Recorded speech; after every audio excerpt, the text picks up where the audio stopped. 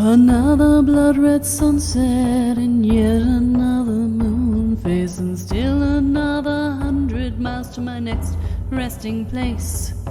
Driving down the road, eyes on the horizon. Within my car, I'm all alone, but feeling good and feeling strong, knowing that this path I'm on brings me to myself. I'm driving. Hey now all, I'm Joey C. Welcome back to another episode of Spirit Sherpa. This is the show that helps and encourages you on your journey to unlock your magic mojo. With me, as always, is the Spirit Doctor, Kelly Sparta. Hey, Kelly. Hey, Joey. What's happening? Same thing as was happening the last time we recorded. Is it really? Funny it's how that is. It's amazing what happens when you do them back to back to back. Well, there's a dropping of the fourth wall. Thanks, Kelly. Yeah, well, you know me. I'm all about transparency. Speaking of transparency, Karen's here again. Hi there. Hey, Karen. Basically, we came to Karen's house and recorded 4 episodes. Hi.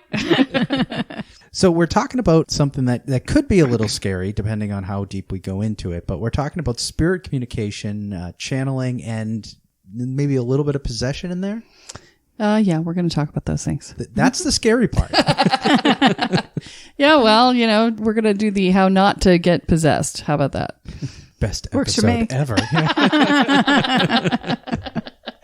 All right, so this all sort of stems from a question that we got from Christopher. Now, we've talked about Christopher before. Christopher is a friend of the podcast now. Yes, he's a great listener who always has some really good questions. And Christopher had asked, how does someone figure out if they have spirit guides that they can't hear or if they just don't have any spirit guides at all?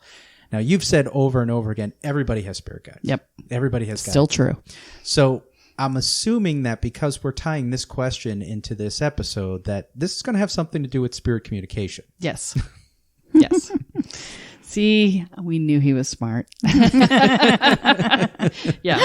Yeah. So, yeah, spirit communication is the art of discussing things with the spirit world, whether it be your guides, whether it be dead people, whether it be other entities, which, you know, if you want to get into alien communication and stuff like that, talking to the fairy realms, talking to, you know, pretty much anything that's in the energetic, Right. Or in another plane of existence. So spirit communication is, well, I think the easiest way to say it is it's having a conversation in your head with somebody else. Okay. That's generally how it feels when you do it.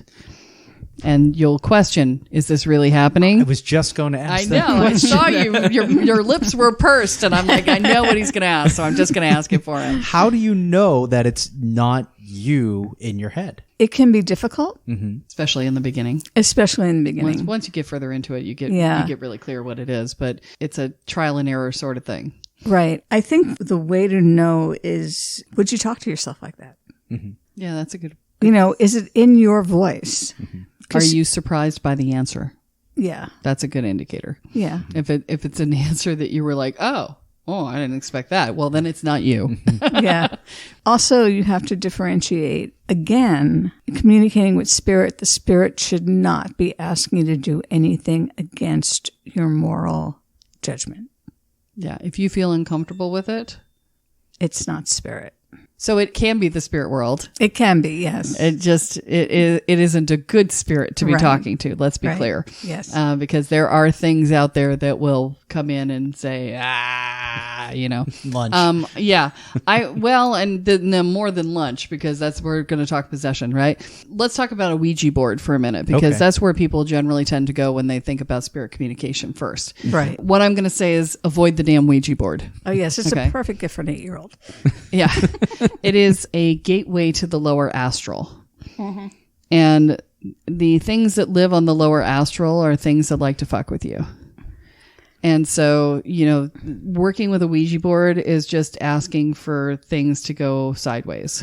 It's generally a really bad idea. Yeah. So, And as my friend would say, if the person was an a-hole while they were physical, they're probably an a-hole in the spirit world too. yeah. Yep. We talked about what happens when you die, right?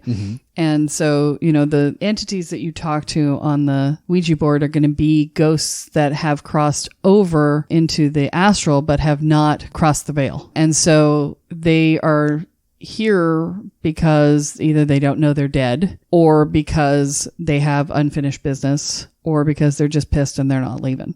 Right. And guess which one answers the Ouija board most often? Yeah. Well, because they're more aware. Well, right. Yeah. Because they're looking for a way to work out their anger. Just avoid the Ouija board. It's a bad idea. Okay. So we've talked about what not to do, but what should we do when it comes to spirit communication? Okay. So if you want to talk to your spirit guide, the best way to do that is ideally to sit down in a circle in a protected space where you get to say what gets to come and go from that space, and then specifically invite in your spirit guide, and then sit down and talk to it. And, if you close your eyes and you imagine sitting across from your spirit guide, you will see someone, and, maybe male, maybe female, maybe a shadowy figure. It may be, who knows, it may be a point of light, but you will sit down and have a conversation with your spirit guide. And the whole time you're going to be going, am I really talking to this person, or am I making this up? Am I really talking to this person, or am I making this up? And the answer is nothing else could get in there except your spirit guide, because you set the circle. But you're not going to know if you're making it up or not. Right. So what you do is you ask your guide to give you a sign that you'll know that this was real, and they'll pick a sign that you want. I want to hear the words to Casey and the Sunshine Band song or something. Whatever obscure thing you want to pick as your sign, ask for it and say, sometime in the next 3 days, send me the sign. Then you'll get the sign and you'll know. For general spirit communication, in the beginning, you really do want to sit inside of a circle every time because then you know definitely you're want to set a getting, boundary. yeah, then you're getting exactly who you want to talk to. Spirit communication is different than channeling, which we're going to talk about in a minute. It's a different thing. Okay. You want to have that distinction clear in your mind. Spirit communication is like being a translator. Somebody will say something to you, and then you will translate it to the person in front of you. If you're just having a conversation with your guide, you're just going to talk to them back and forth in your head. If you are doing mediumship, the dead person's going to talk to you, and you're going to tell the other person what you heard. So she ain't going to find that ring, right? That story. The woman was saying it to me for an hour before the woman who was paying for the session got there. She ain't going to find that ring. You tell her she ain't going to find that ring. And I'm like, okay, I will tell her, but she's not here yet. So could you stop? Right. But when she got there, the woman says, tell her she ain't going to find that ring. And I was like, I hadn't even walked her into the other room, but she'd been badgering me for so long. I was just like, okay, she's been here for an hour, and she just needs you to know that you ain't going to find that ring. And the woman had not told me she wanted a ring. Karen doesn't know this story. She hasn't heard it. But the woman hadn't told me she was looking for a ring. And so her jaw dropped. Why not? Right? But, that's communication. That's spirit communication. Yes. The woman's haranguing me, and I'm sharing the harangue, But that's very different than channeling or possession. So I'm going to transition into that right now. It's very interesting because Kathy and I are teaching a group of people to be ritualists for us. And we have been writing classes on this topic, and we were going to call it channeling. And then she and I started talking about our definitions of the word, and we discovered that her definition of the word is what I call spirit communication. Okay. Oh, And interesting. My definition of the word is what she calls possession with permission. and I'm like, okay. And so we agreed to not use the word channeling with our education group. But this is my podcast, and I can do whatever the fuck I want.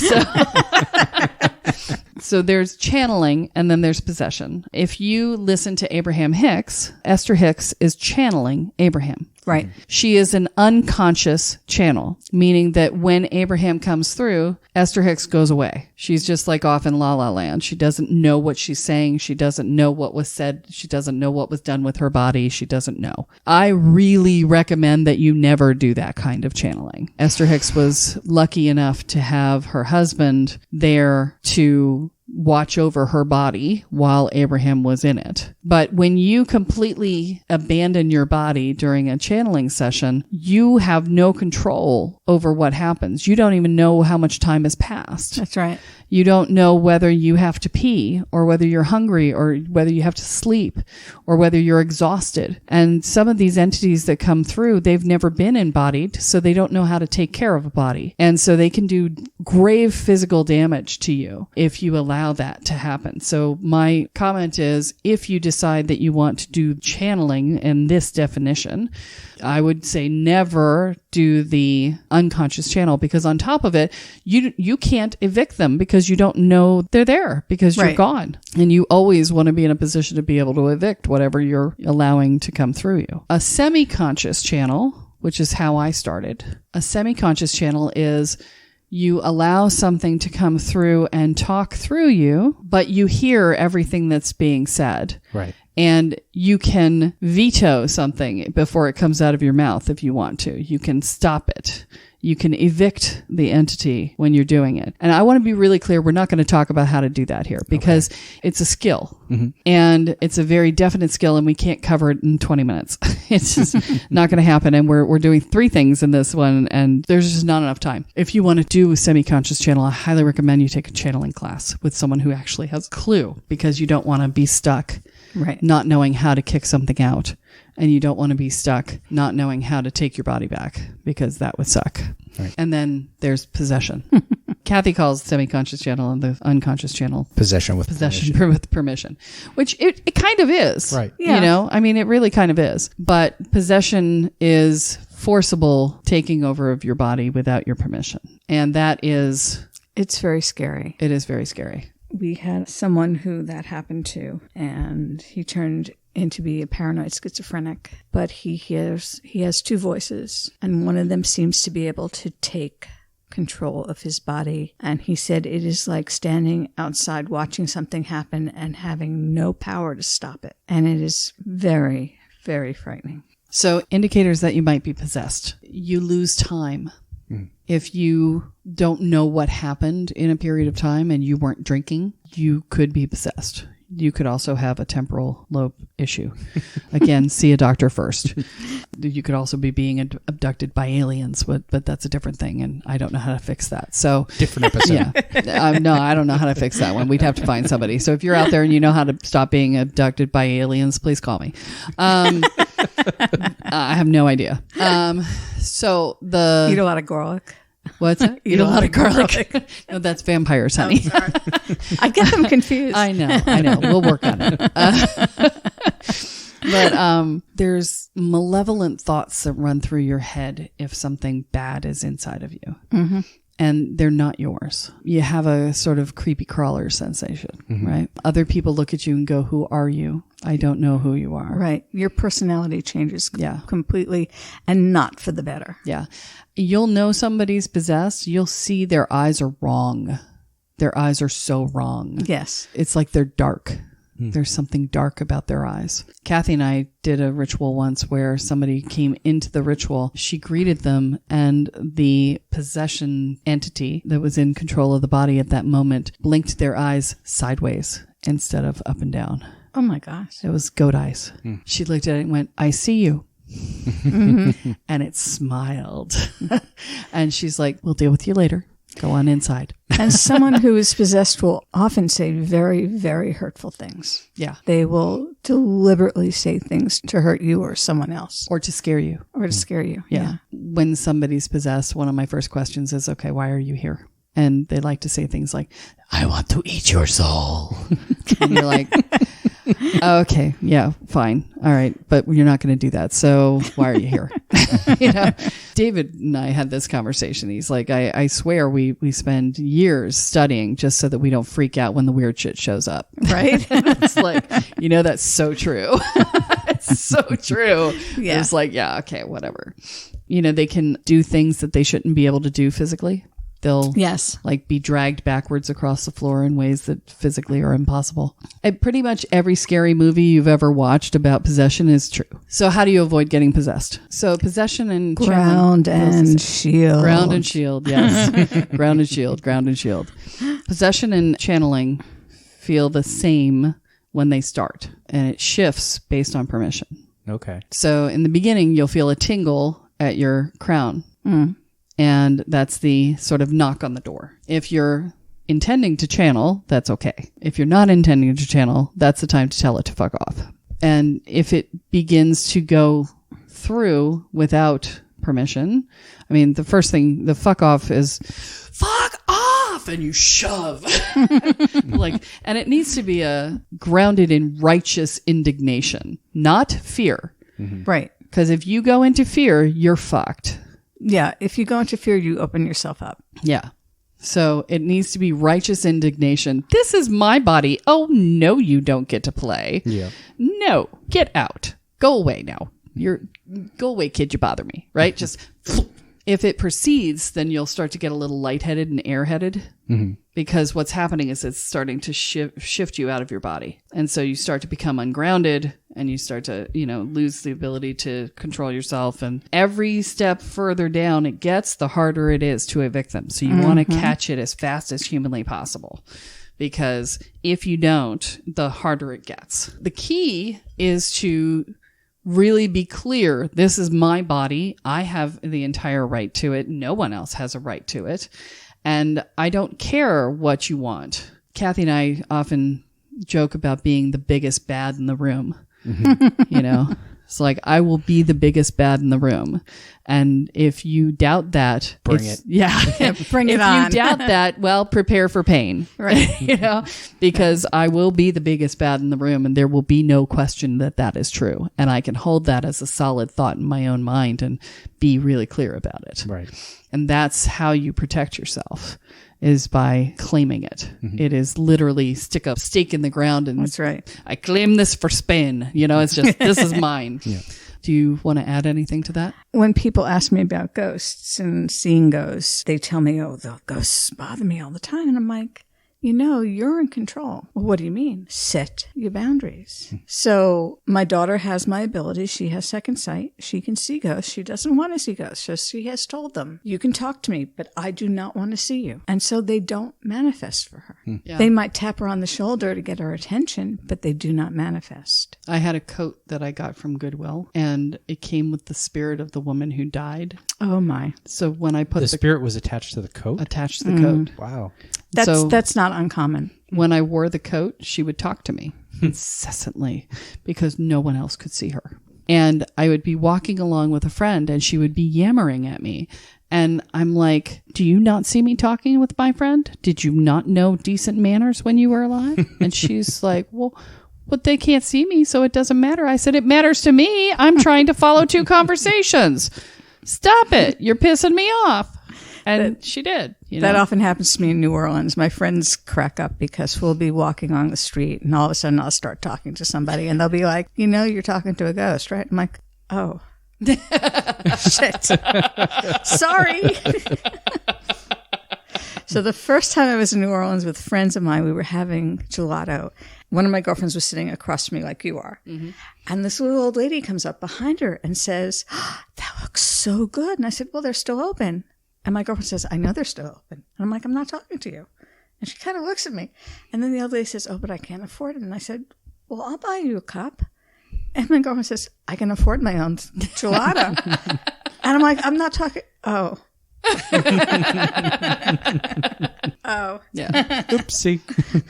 See now, the creative in me is going, oh, but that would be fun. I would tell the ghost to come over and hold my hand, and then I would take a bite of the gelato, and I would send the taste of the gelato to her. Well, because she disappeared I'm like too quick. that. But she disappeared too quickly.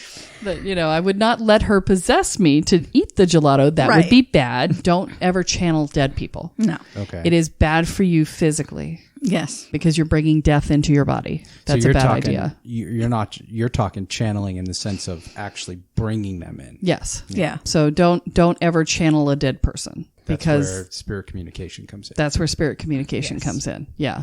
So, I could hold their hand and send them the energy of it, and that would be okay. Here, I'm going to taste this and share it with you. Right. So, like when I first started going gluten-free and I was so sad that I couldn't have pastries and cakes and stuff, I would ask my friends, would you just take a bite of that and really just close your eyes and just taste it and really enjoy it for me? And I will just feed off the energy of that and I will just enjoy it through you because I'm an empath. And would you please do that? And they did. And they enjoyed the meal more. They enjoyed the bite Right. more because they were more aware of it. Yes. And I got to enjoy their awareness of it. Yeah. It's funny when I go down to New Orleans at this point, I just assume that every fifth or sixth person that I see is not really in body. Yeah. Yeah. So you can't tell the difference? Not down there. Oh, that's interesting. Sometimes I can. That's making me wonder. There's something. No, there's something. You don't have as many friends as you thought you did. Well, Kelly. I mean, I've been to New Orleans on several occasions, and it's making me wonder if I thought there were people that weren't there. There's something about New Orleans and the energy in New Orleans, and I think it has to do with the amount of magic and the longevity of how magic's been practiced there.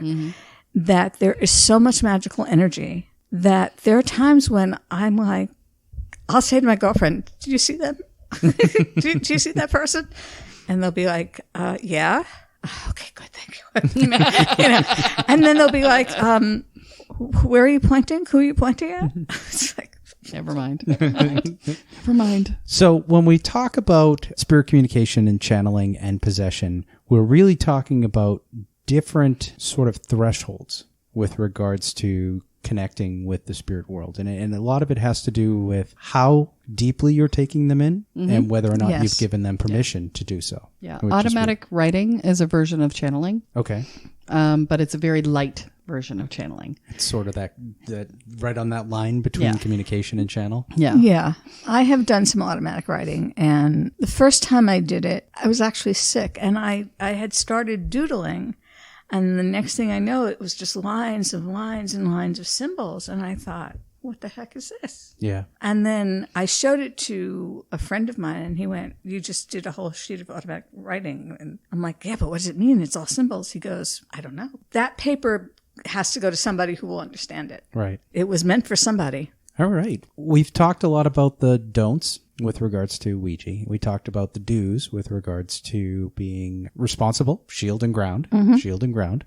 Ask for a sign. Yep. What is sort of that summary thing that you guys would give with regards to channeling? Is there a good place for people to start? Well, if you're going to channel at all, which I don't really recommend at this stage in your development, but if you're committed to it for silly reasons, if you're really committed to it, get a good teacher. Yeah. If you can't throw it out, you shouldn't let it in. Is the better place to start with just Spirit communication is definitely a safer place Yes. to start. Much, Absolutely. Absolutely. Yeah. And ultimately, that's where you end up anyway, because, as you evolve your ability to communicate with spirit, you don't need to channel anymore. Okay. I mean, I haven't channeled in probably a decade, just because it can tell me and I can translate in real time without having to have something else in my body. So if you develop the spirit communication line, you don't need the channel line. I would agree with that. Okay. Yeah. Great. All right. Well, thank you to Christopher. Yeah, thanks, Christopher. for prompting this episode. It was a great one. Thank you, Christopher.